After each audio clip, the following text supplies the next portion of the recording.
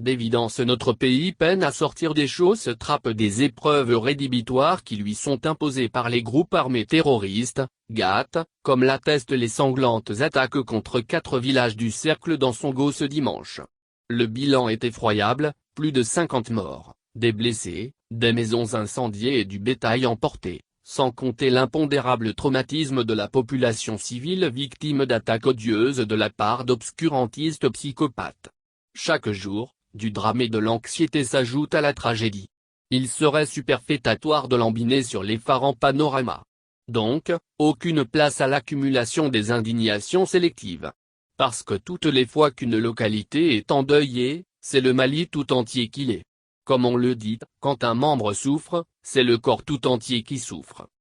Paradoxalement, des manipulateurs pervers trempent dans une dérive idéologique mortifère en attisant les clivages de façon contre-productive, en soufflant sur les braises ardentes de l'ethnicisme, en accablant les forces armées et de sécurité. Ce faisant, ils passent à côté des solutions clés pour enrichir les individus et pour sortir du purgatoire dans lequel nous expions nos défaillances.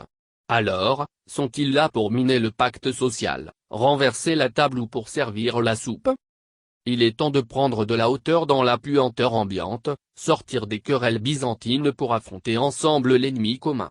Pendant que les Cassandres annoncent la Bérésina, c'est le moment de sortir des incantations sur un avenir assiégé d'incertitudes, de relever les manches pour retirer l'écharde de la plaie. En mettant en œuvre notre génie créateur qui implique de nous émanciper de certaines influences extérieures bien souvent trop toxiques, en alliant intelligemment l'option militaire et les impératifs de développement par une redistribution équitable des richesses nationales. À cet effet, une restauration des politiques publiques s'avère de rigueur. Il nous faut assumer notre résilience d'un peuple qui a un destin commun pour sortir de l'hallali, nous battre pied à pied pour sauver notre patrimoine commun et balayer la procrastination remplaçant l'audace et la vitesse d'exécution, parce que le péril n'est pas imminent, mais il est là.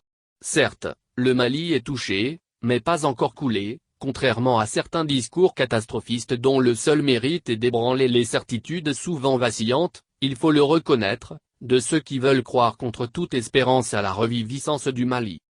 Ce sursaut national qui est un impératif collectif sera le vrai, le dernier révélateur de la capacité des Maliens à vaincre l'hydroterrorisme. Pour ce projet national de résurrection, ce ne sont pas les ressources qui devraient manquer le plus.